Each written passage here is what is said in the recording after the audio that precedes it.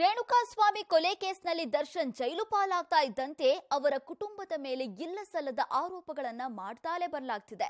ಅದರಲ್ಲೂ ಸೋಷಿಯಲ್ ಮೀಡಿಯಾದಲ್ಲಿ ದಾಸನ ಕುಟುಂಬ ಟಾರ್ಗೆಟ್ ಆಗಿದೆ. ಕೇವಲ ದರ್ಶನ್ ಮೇಲೆ ಮಾತ್ರವಲ್ಲ, ಅವರ ಪತ್ನಿ ವಿಜಯಲಕ್ಷ್ಮಿ ಅವರನ್ನು ಕೂಡ ಗುರಿಯಾಗಿಸಿಕೊಂಡು ನಿಂದಿಸಲಾಗ್ತಿದೆ. ಇದೀಗ ದರ್ಶನ್ ಪುತ್ರ ವಿನೀಶ್ ಕೂಡ ಆ ದುರುಳರ ದಂಡಿಗೆ ಸಿಕ್ಕಿದ್ದಾರೆ. ಆಕ್ಸಿಡೆಂಟ್ ಪ್ರಕರಣದಲ್ಲಿ ವಿನೀಶ್ರನ್ನ ಎಳೆತರಲಾಗಿದ್ದು, ಈ ಕುರಿತಂತೆ ಸಾಕಷ್ಟು ಅಪಪ್ರಚಾರ ಮಾಡಲಾಯಿತು. ಹಾಗಾಗಿ ಅನಿವಾರ್ಯವಾಗಿ ದರ್ಶನ್ ಪತ್ನಿ ವಿಜಯಲಕ್ಷ್ಮಿ ಅಖಾಡಕ್ಕೆ ಇಳಿದ್ರು. ಈ ಘಟನೆ ಕುರಿತಂತೆ ವಿಜಯಲಕ್ಷ್ಮಿ ಹೇಳಿದ್ದೇನು, ಒಂದು ಕುಟುಂಬವಾಗಿ ಸಾಕಷ್ಟು ನೋವು ಅನುಭವಿಸ್ತಾ ಇದ್ದೇವೆ ಅಂತ ಅವರು ಹೇಳಿದ್ದು ಯಾಕೆ?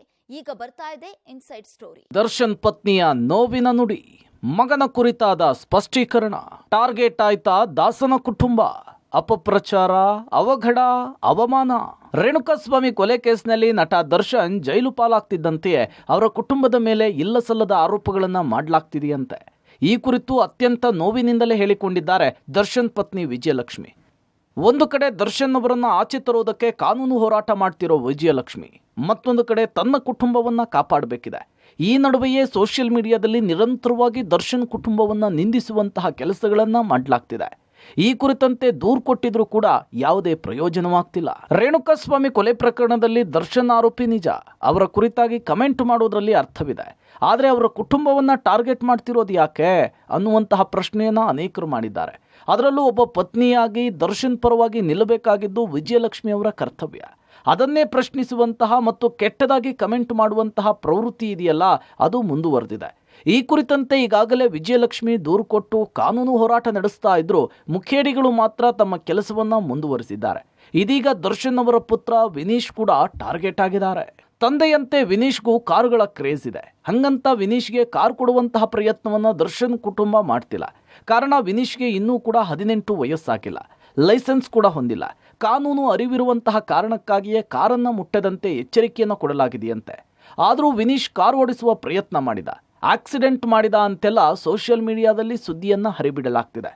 ಗುರುವಾರದಂದು ಇದಕ್ಕೂ ಒಂದು ಹೆಜ್ಜೆ ಮುಂದೆ ಹೋಗಿದ್ದ ಮುಖೇಡಿಗಳು ವಿನೀಶ್ ಓಡಿಸ್ತಾ ಇದ್ದ ಕಾರು ಆಕ್ಸಿಡೆಂಟ್ ಆಗಿದೆ, ಅವರು ಆಸ್ಪತ್ರೆ ಸೇರಿದ್ದಾರೆ, ಆಕ್ಸಿಡೆಂಟ್ ಆದ ಸಂದರ್ಭದಲ್ಲಿ ಸ್ಥಳದಲ್ಲಿದ್ದವರ ಜೊತೆಗೆ ಚಕಮಕಿಯಾಗಿದೆ ಅಂತೆಲ್ಲ ಸುದ್ದಿ ಹಬ್ಬಿಸಿದ್ರು. ಸಹಜವಾಗಿಯೇ ದರ್ಶನ್ ಫ್ಯಾನ್ಸ್ ಆತಂಕಕ್ಕೂ ಕೂಡ ಇದು ಕಾರಣವಾಗಿತ್ತು. ಮನೆಯಲ್ಲಿ ನಾನಾ ಬಗೆಯ ಕಾರುಗಳಿರೋದ್ರಿಂದ ಆಯಾ ಕಾರುಗಳಿಗೆ ಡ್ರೈವರ್ ಕೂಡ ಇದ್ದಾರೆ. ದರ್ಶನ್ ಜೈಲು ಪಾಲಾಗಿದ್ರಿಂದ ಕಾರುಗಳಿಗೆ ಕೆಲಸವಿಲ್ಲ. ಹಾಗೆಯೇ ಬಿಟ್ಟರೆ ಅವುಗಳು ಹಾಳಾಗುವ ಸಾಧ್ಯತೆ ಹೆಚ್ಚು. ಹಾಗಾಗಿ ಒಂದೊಂದು ಕಾರನ್ನ ಒಂದೊಂದು ಸಲ ತೆಗೆದು ಓಡಿಸಲಾಗುತ್ತೆ. ಸಹಜವಾಗಿಯೇ ಆ ಕಾರಿನ ಜೊತೆಗೆ ವಿನೀಶ್ ಕೂಡ ಹೋಗ್ತಾರೆ. ಇಂತಹ ಸಂದರ್ಭದಲ್ಲಿ ಗುರುವಾರ ಬೈಕಿಗೆ ದರ್ಶನ್ ಕಾರು ಟಚ್ ಆಗಿದೆ. ಇದರಲ್ಲಿ ಬೈಕ್ ಓಡಿಸ್ತಾ ಇದ್ದವರದ್ದೇ ತಪ್ಪು ಇದೆ ಅಂತ ಹೇಳಿ ವಿಜಯಲಕ್ಷ್ಮಿ ಹೇಳಿದ್ದಾರೆ. ಆದರೂ ಕೂಡ ಬೈಕ್ ಸವಾರನನ್ನ ವಿಚಾರಿಸುವುದಕ್ಕೆ ವಿನೀಶ್ ಇಳಿದಿದ್ದಾರಂತೆ. ಅಲ್ಲಿದ್ದವರು ಅಪಾರ್ಥ ಮಾಡಿಕೊಂಡು ಗೊಂದಲ ಸೃಷ್ಟಿ ಮಾಡಿದ್ದಾರೆ ಅನ್ನೋದು ವಿಜಯಲಕ್ಷ್ಮಿ ಕೊಟ್ಟಿರುವಂತಹ ಸ್ಪಷ್ಟನೆ. ವಿನೀಶ್ಗೆ ಅಪಘಾತ ಆಗಿ ಆಸ್ಪತ್ರೆ ಸೇರಿದ್ದಾರೆ ಅಂತ ಹರಡಿರುವಂತಹ ಸುದ್ದಿ ಸುಳ್ಳು. ವಿನೀಶ್ ಸುರಕ್ಷಿತವಾಗಿದ್ದಾರೆ. ಘಟನೆ ನಡೆಯುವ ವೇಳೆ ವಿನೀಶ್ ವಾಹನ ಚಲಾಯಿಸಿಲ್ಲ. ಬೆಂಗಳೂರಿನ ಟ್ರಾಫಿಕ್ನಲ್ಲಿ ಇಂತಹ ಸಣ್ಣ ಪುಟ್ಟ ಅವಘಡಗಳು ಸರ್ವೇ ಸಾಮಾನ್ಯ. ಅವಘಡ ನಡೆದ ಬಳಿಕ ಬೈಕ್ ಸವಾರನ ಸಹಾಯಕ್ಕೆ ವಿನೀಶ್ ಮುಂದಾಗಿದ್ದಾನೆ. ಇದೇ ತುಣುಕು ಇದೀಗ ಅಪಾರ್ಥಕ್ಕೂ ಕೂಡ ಕಾರಣವಾಗಿದೆ. ನಮ್ಮ ಕುಟುಂಬ ಸದ್ಯಕ್ಕೆ ಕಠಿಣವಾದ ಸಮಯದಲ್ಲಿ ಹಾದು ಹೋಗ್ತಾ ಇದೆ. ಇಂತಹ ಸಮಯದಲ್ಲಿ ಇಂತಹ ಸುದ್ದಿಗಳನ್ನು ಹಬ್ಬಿಸಿ ನಮ್ಮ ನೋವನ್ನು ಮತ್ತಷ್ಟು ಹೆಚ್ಚಿಸಬೇಡಿ. ಹೌದು, ಆಕ್ಸಿಡೆಂಟ್ ಆದ ಕಾರ್ನಲ್ಲಿ ದರ್ಶನ್ ಪುತ್ರ ವಿನೀಶ್ ಇರೋದು ನಿಜ. ಆದರೆ ಆ ವಾಹನವನ್ನು ವಿನೀಶ್ ಚಲಾಯಿಸ್ತಿರ್ಲಿಲ್ವಂತೆ. ದ್ವಿಚಕ್ರ ವಾಹನ ಓಡಿಸ್ತಿದ್ದವರೇ ಕಾರಿಗೆ ಟಚ್ ಮಾಡಿದ್ದಾರೆ. ಆಕ್ಸಿಡೆಂಟ್ ಆದ ನಂತರ ವಾಹನ ಸವಾರರಿಗೆ ಏನಾದರೂ ಆಯ್ತಾ ಅನ್ನುವ ಕಾಳಜಿಗೆ ಕಾರಿನಿಂದ ಇಳಿದಿದ್ದಾರೆ ವಿನೀಶ್. ಆಕ್ಸಿಡೆಂಟ್ ನಡೆದ ಸಂದರ್ಭದಲ್ಲಿ ಜನರು ಸೇರೋದು ಸಹಜ. ಹಾಗಾಗಿಯೇ ಅಲ್ಲಿಯೂ ಕೂಡ ಜನರು ಸೇರಿದ್ದಾರೆ. ತಪ್ಪ್ಯಾರದ್ದು ಅಂತ ವಿಚಾರಿಸದೆ ಗೊಂದಲ ಸೃಷ್ಟಿಸಿದ್ದಾರೆ.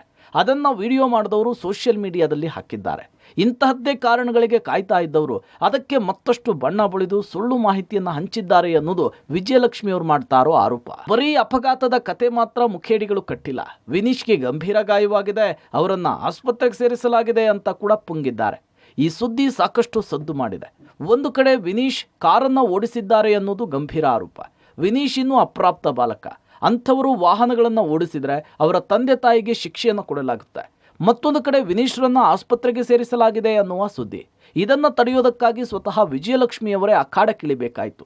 ವಾಸ್ತವವನ್ನು ಜನರಿಗೆ ತಿಳಿಸಬೇಕಾಯಿತು. ರಣಚಂಡಿಯಾದ ವಿಜಯಲಕ್ಷ್ಮಿ ಪುಕಾರು ಎಬ್ಬಿಸಿದವರಿಗೆ ಚಾಟಿ. ಅಖಾಡಕ್ಕಿಳಿಯದೆ ವಿಧಿಯಿಲ್ಲ, ವಿರೋಧಿಗಳಿಗೆ ಹೊಡೆತ ಗ್ಯಾರಂಟಿ. ಸುಳ್ಳು ಸುದ್ದಿ ವೈರಲ್ ಆಗ್ತಾ ಇದ್ದಂತೆಯೇ ರಣಚಂಡಿಯಾಗಿ ಬಿಟ್ಟಿದ್ದಾರೆ ವಿಜಯಲಕ್ಷ್ಮಿ. ಸುಮ್ಮನೆ ಕೂತ್ರೆ ಈ ಪ್ರಕರಣವನ್ನ ಬೇರೆ ಕಡೆ ತಿರುಗಿಸ್ತಾರೆ ಅನ್ನುವ ಸುಳಿವು ಸಿಗ್ತಾ ಇದ್ದಂತೆ ಘಟನೆಯ ಕುರಿತಂತೆ ಸುದೀರ್ಘವಾಗಿ ಸ್ಪಷ್ಟೀಕರಣ ಕೊಟ್ಟಿದ್ದಾರೆ. ಅಲ್ಲಿ ನಡೆದದ್ದೇನು ಅನ್ನೋದನ್ನ ಸವಿವರವಾಗಿ ಹೇಳಿದ್ದಾರೆ. ಆದರೂ ಕೆಲವು ಕಿಡಿಗೇಡಿಗಳು ಮಾತ್ರ ಸುಳ್ಳು ಸುದ್ದಿಯನ್ನು ಹಬ್ಬಿಸುವುದನ್ನು ನಿಲ್ಲಿಸಿಲ್ಲ. ಸೋಷಿಯಲ್ ಮೀಡಿಯಾದಲ್ಲಿ ಸ್ಪಷ್ಟೀಕರಣ ಕೊಡೋದರ ಜೊತೆಗೆ ಅವರ ಸದ್ಯದ ಕುಟುಂಬದ ಪರಿಸ್ಥಿತಿಯನ್ನು ಕೂಡ ಅವರು ವಿವರಿಸಿದ್ದಾರೆ. ಒಂದು ಕುಟುಂಬವಾಗಿ ಸಾಕಷ್ಟು ನೋವನ್ನು ಅನುಭವಿಸುತ್ತಿದ್ದೇವೆ ಅಂತ ಹೇಳುವ ಮೂಲಕ ತಮ್ಮ ಅಂತರಾಳದ ನೋವನ್ನು ಹಂಚಿಕೊಂಡಿದ್ದಾರೆ. ಸದ್ಯ ರೇಣುಕಾಸ್ವಾಮಿ ಕೊಲೆ ಕೇಸ್ನ ಟ್ರಯಲ್ ನಡೀತಾ ಇದೆ. ಹೈಕೋರ್ಟ್ನ ವಕೀಲರು ಬದಲಾಗಿದ್ದಾರೆ. ಮತ್ತೆ ಜಾಮೀನನ್ನು ಕೋರಿ ಸುಪ್ರೀಂ ಕೋರ್ಟ್ನಲ್ಲಿ ಫೈಟ್ ಮಾಡುವಂತಹ ಕೆಲಸಕ್ಕೂ ವಿಜಯಲಕ್ಷ್ಮಿ ಅವರು ಮುಂದಾಗಿದ್ದಾರೆ.